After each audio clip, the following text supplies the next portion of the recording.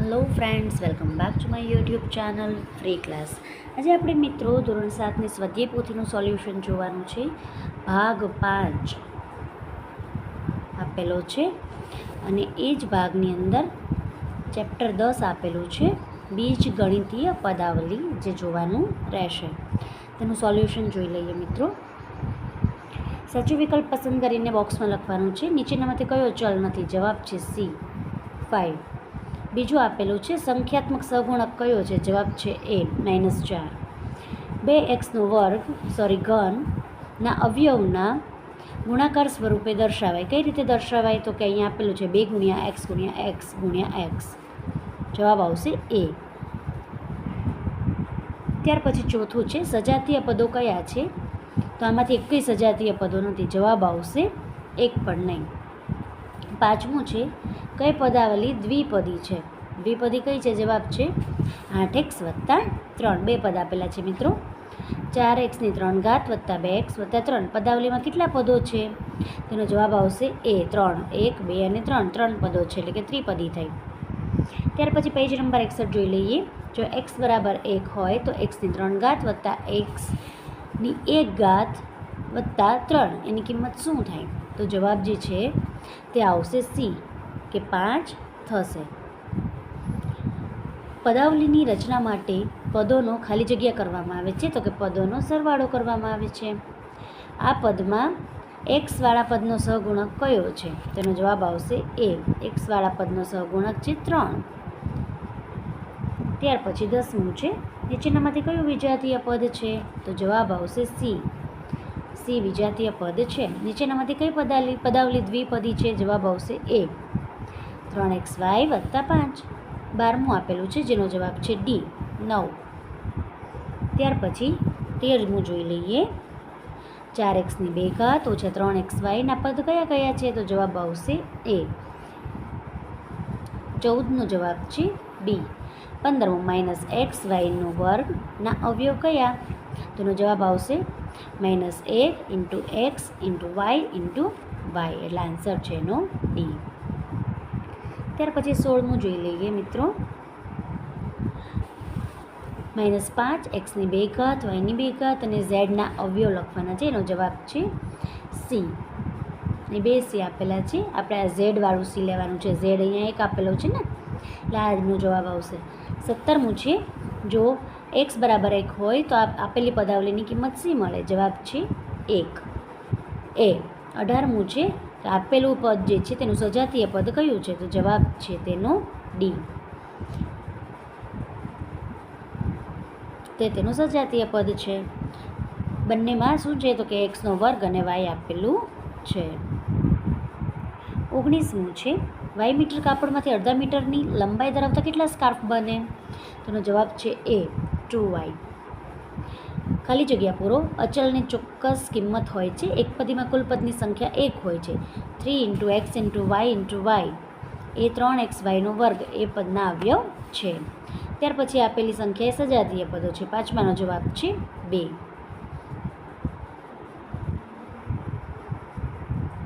6ઠ્ઠાનો જવાબ છે જો x = 0 હોય તો x3 + 1 ની કિંમત ખાલી જગ્યા થાય 1. x3 અને એમના અવયવ લખવાના છે. તો x3 એટલે આપણે 3 વાર x લખશું ગુણ્યા m. આ એનો જવાબ આવે. 8માનો જવાબ છે વિજાતીય પદો. 9મા ખાલી જગ્યાનો જવાબ છે દ્વિપદી પદાવલી છે. અને 10માનો જવાબ જે છે એ આપેલો છે 55 y અંતર કાપે. 11મું આપેલું છે દ્વિપદી પણ નથી, એકપદી કે દ્વિપદી પણ નથી. 12માનો જવાબ છે બી + સી. ત્યાર પછી ખરા ખોટા આપેલા છે મિત્રો. પહેલું છે સાચું, બીજું સાચું છે, ત્રીજું ખોટું છે, ચોથું અને પાંચમું સાચું છે અને છઠ્ઠું ખોટું આપેલું છે. ત્યાર પછી સૂચના મુજબ કરો. નીચેની પદાવલીના અચળ પદો સિવાયના પદો દર્શાવો અને આંકડાકીય સહગુણકો લખવાના છે, જે આ પ્રમાણે છે. તમે જોઈને લખી શકો છો. અચલ પદ આપેલા હોય તે સિવાયના પદ અહીંયા લખવાના છે. એટલે આ જે આપેલા છે આ બધા તે સિવાયના પદો થાય, બરાબર છે. અને સંખ્યાત્મક સહગુણક xyની સાથે 3 જોડાયેલું છે, એટલે 3. અહીં 15, અહીં -3, અહીં 8 અને અહીંયા 9. 9 AB માં 9 આપેલું છે ને મિત્રો તે. ત્યાર પછી એક્સવાળા પદો અને એક્સના સહગુણકો લખવાના છે. એક્સવાળા પદ જેટલા આપેલા છે તે અહીંયા લખવાના છે. પહેલાંમાં આ બંને એક્સવાળું છે, આમાં આ એક જ છે, આમાં આ છે, આમાં આ 2 છે અને આમાં આ 2 છે. બરાબર. તેની સાથે જે સહગુણક જોડાયેલું છે, સંખ્યાવાળું જે છે સાથે જોડાયેલું એ લખવાનું છે. તો આમાં -4 અને 6, આમાં શું થશે તો કે 5 એટલે 5, આમાં 8, આમાં 6, 3, આમાં લખજો જવાબ 0.9 અને 0.3. બરાબર છે મિત્રો. તે સહગુણક છે જે એક્સવાળા પદની સાથે જોડાયેલા છે. ત્યાર પછીની જોડ આપેલી છે તે સજાતીય છે કે વિજાતીય તે લખવાનું છે. પહેલું વિજાતીય છે, બીજું અને ત્રીજું અને ચોથું સજાતીય છે, આ 3, અને 5મું વિજાતીય છે.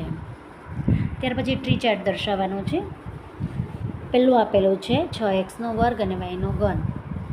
એટલે શું લખશું તો કે પહેલાં તો એ ટ્રી બનાવો, એમાં 6 લખવાનું, x અને 3 વાર y લખવાનું છે. અહીં છે ને એ પ્રમાણે અહીં 4 અને y લખવાનું છે તો ઓકે, અને અહીં 6 લખવાનું છે તો ઓકે, 6 લખેલું છે. અહીં શું લખવાનું છે 3, mની 2 ઘાત આપેલી, 2 વાર m અને y એક જ છે એટલે y. અહીં તો કે -4xy અને 7. ત્યાર પછી આપેલી પદાવલી જે છે એને ટ્રી ચાર્ટ પ્રમાણે તમે જવાબ લખી શકો છો મિત્રો. ત્યાર પછી પદ અને અવયવ આપેલા છે મિત્રો, જે બહુ ઇઝી છે, તમે જોઈને લખી શકો છો. એ બબ્બે આપેલા છે એટલે બંને એક એક લીટીમાં લખવાના છે. ત્યાર પછી એને અવયવ પાડીને છૂટા કરીને લખવાના રહેશે. અહીં 3 આપેલા છે પદ, તો અહીં 3 તમને બોક્સ આપેલા છે. બરાબર છે મિત્રો.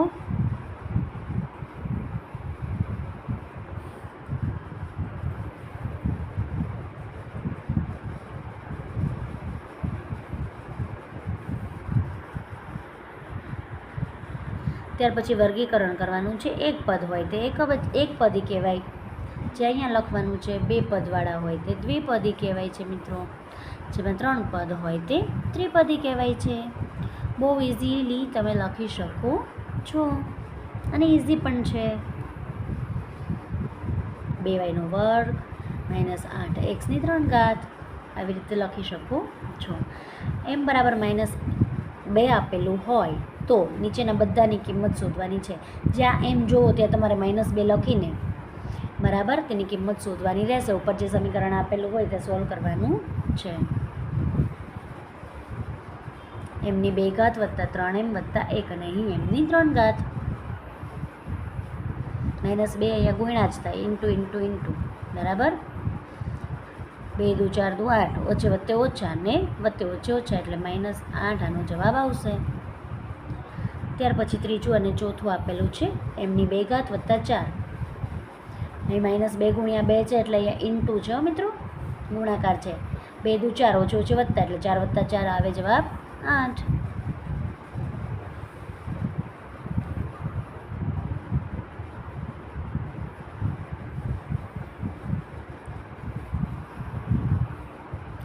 અને અહીં ચોથાનો જવાબ આપેલો છે 2. એ મોટા પદની નિશાની 6ની આગળ પ્લસ છે એટલે ધન 2 આવશે. 9મું જે છે x બરાબર 1 લઈને અને y બરાબર -1 લઈને નીચે આપેલા દાખલા ગણવાના છે. જ્યાં x જુઓ ત્યાં 1 લખવાનું છે મિત્રો, અને જ્યાં y જુઓ ત્યાં -1 લખવાનું છે. અહીં 1નો વર્ગ આવશે, -1નો વર્ગ નહીં આવે. અને 1નો વર્ગ -1નો વર્ગ કરો તો પણ એક જ જવાબ રહે ને, 1 ગુણ્યા 1 એટલે 1, ઓછે ઓછે વત્તા. અહીં જે છે એ ધન 1 આપેલા છે.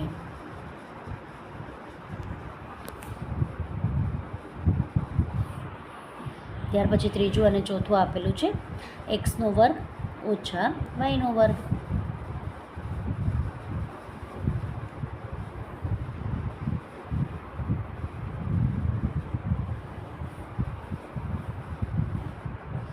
અને ચોથું આપેલું છે x ઓછા y² વત્તા 8.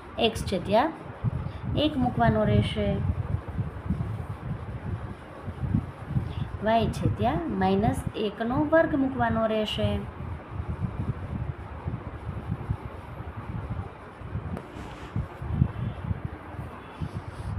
એકના એક, અહીં એક એકું એક પણ ઓછે ઓછે +1, બરાબર. અહીં ધન 1 થઈ જાય, પછી વત્તે ઓછે તો કે ઓછા 1 +8, એટલે એકમાંથી એક જે છે એ તો જતો રહે, બરાબર છે. એટલે શું થશે તો કે 8 + 1 ઓછા 1, એટલે 8 ને 1 9માંથી 1 જાય તો જવાબ આ 1 જ રહે, અને 1માંથી 1 કાઢીને 8 પણ તમે લખી શકો છો. અહીંયા યુનિટ પૂર્ણ થાય છે મિત્રો. હવે ફરી મળીશું નવા વિડીયોમાં. ચેનલને લાઇક, શેર અને સબસ્ક્રાઈબ કરવાનું ભૂલશો નહીં.